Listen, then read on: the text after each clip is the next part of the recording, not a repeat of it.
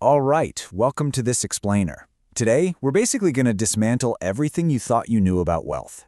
We are diving into 20 years of hard data to completely shatter the illusions fed to us by Hollywood and the advertising industry. So, if you want to know how everyday people actually achieve financial independence in the real world, you are in exactly the right place. So let's just jump right in. What actually pops into your head when you hear the word millionaire?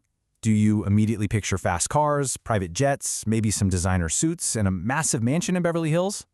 We are incredibly culturally conditioned to link the whole idea of wealth with hyper-consumption. We just assume that if you have a lot of money, well, you spend a lot of money. But what if that image is completely backward? Back in 1996, authors Thomas J. Stanley and William D. Danko started out trying to survey the affluent and upscale neighborhoods, but they pretty quickly realized they were looking in all the wrong places. They ended up spending 2 decades studying actual millionaires, and they found that the reality is the exact opposite of the media myth. The people living in the absolute biggest houses and driving the most luxurious cars, they often had very little actual wealth. I mean, they had high income, sure, but they also had incredible debt. The true millionaires were literally hiding in plain sight. We're going to unpack this whole thing chapter by chapter. We'll cover Chapter 1, Meet the Millionaire Next Door. 2, Frugal, Frugal, Frugal. 3, Time, Energy, and Money. 4, You Aren't What You Drive. 5, Economic Outpatient Care. And 6, The Path to Wealth. Okay, let's hit Chapter 1, Meet the Millionaire Next Door. Get this, a staggering 80% of these millionaires are first-generation affluent. That means they didn't inherit a single dime from wealthy parents. There's this massive, persistent misconception out there that you need a rich family or some huge inheritance to become wealthy. But the data absolutely refutes this. The vast majority of millionaires built their wealth from the ground up, in a single generation, entirely through their own disciplined habits. And here's another wild stat. Nearly 2/3 of them are self-employed. But listen, they aren't running glamorous tech startups or anything like that. They work in ordinary, sometimes frankly dull jobs. We're talking about farmers, contractors, pest controllers, small business owners. Self-employed people make up less than 20% of the workers in America, yet they account for nearly 2/3 of the millionaires. Actually, one trust department vice president involved in the focus groups famously remarked that these people didn't look, dress, or act like millionaires at all. The authors brilliantly break the population down into 2 distinct camps. You've got your under-accumulators of wealth, or UAWs, and your prodigious accumulators of wealth, PAWs. Now, UAWs might have a super high income, think doctors or corporate lawyers, but they spend all of their discretionary money on liabilities and status symbols just to look rich. And the result? A remarkably low net worth. PAs, on the other hand, actively practice systematic asset preservation. They live well below their means, they focus on long-term security, and they amass a massive net worth regardless of what their starting income was. It really all boils down to this one simple truth. Wealth is what you accumulate, not what you spend. Most of us completely confuse income with wealth. If you make a great income each year, but you're spending every last penny to maintain a lavish lifestyle, you aren't actually getting wealthier. You're just living high. Wealth is the capital that actually stays with you. Moving right along to Chapter 2, Frugal, Frugal, Frugal, the actual bedrock of wealth. The authors identified 7 common denominators among the wealthy. And you know, looking at these, it really isn't about stock-picking secrets or getting lucky in real estate. The very first trait, living well below your means, is the most vital habit of all. True millionaires are incredibly disciplined. They prioritize financial independence way over displaying high social status. They simply refuse to stretch their finances just for the sake of appearances.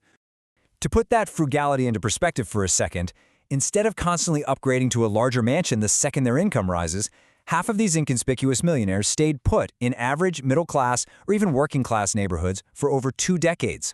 The authors tell this amazing story of an engineer couple who lived on one income, saved the other, and stayed in a modest 1,900-square-foot home for 20 years. Sometimes their own kids even asked them if they were poor. But by avoiding that trap of upgrading their lifestyle, they allowed their wealth to compound silently in the background. All right, Chapter 3, Time, Energy, and Money. Let's talk resource deployment. You know, getting rich doesn't actually require a miracle, and it doesn't take a genius-level intellect either. It just requires the discipline to manage your time, energy, and money effectively. First, you've got to think long-term.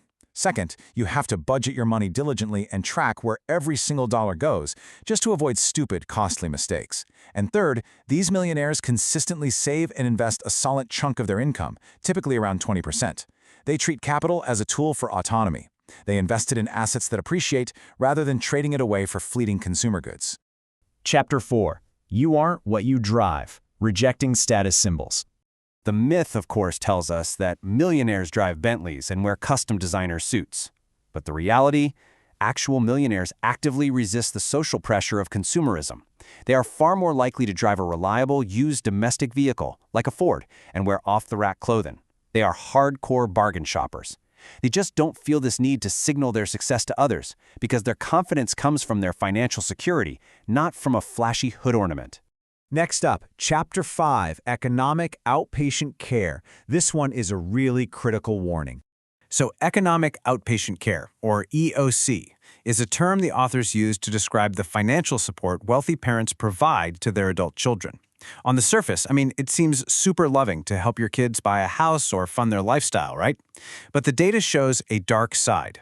Showering adult children with cash actually prevents them from developing the very discipline, thrift, and perseverance that built the family's wealth in the first place. To avoid this whole EOC trap, true wealth builders ensure their kids learn to fend for themselves. Parents absolutely have to refuse to perpetuate a cycle of dependency. They have to ensure their adult children are economically self-sufficient, and they must teach frugality by example. If a family focuses entirely on wealth distribution to the next generation, that wealth is going to evaporate fast. Maintaining the family's financial fortitude really requires teaching the next generation how to accumulate, not just how to spend. Finally, Chapter 6, The Path to Wealth. Let's look at the ultimate takeaways.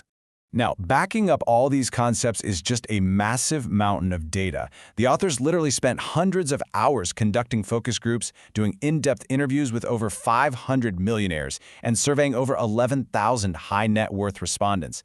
These aren't just one-off opinions or flimsy get-rich-quick theories. They are proven, statistical realities of American wealth. The incredibly empowering truth at the heart of this book is that you don't need a massive inheritance, a lucky break, or a fancy advanced degree to achieve financial independence. You literally just need a blueprint. Wealth is the result of a lifestyle choice. If you have a steady job, the mental fortitude to resist social comparison, and the self-discipline to plan and save, well, you have absolutely everything you need to amass a tidy fortune. So I'll leave you with this provocative thought. Take a really hard look at your own spending habits today. Look at your car, your house, your closet, and your budget. Ask yourself honestly, are you an underaccumulator of wealth who's busy spending their future just to look rich today? Or are you a prodigious accumulator of wealth in the making? The choice is entirely in your hands.